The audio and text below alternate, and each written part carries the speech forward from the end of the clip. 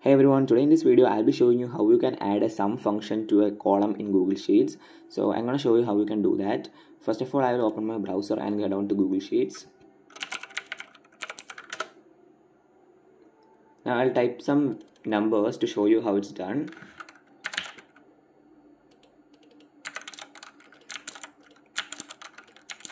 So I'm going to be showing you how you can add these numbers to another cell. So I'll select the numbers which I want to add plus an extra cell where I want the output to be displayed. So once that's done, you can see this option on the top called this functions. You have to click on it, and if you can't see this window right here, you can click on this arrow and it will show here. Now you will have to click on this functions and click on the first option, which is sum. And now you can see it's added now. You can do it for any other rows as well and columns as well. So that's it for today's video. Hope you found this video informative. If yes, please like, share and subscribe, and thanks for watching.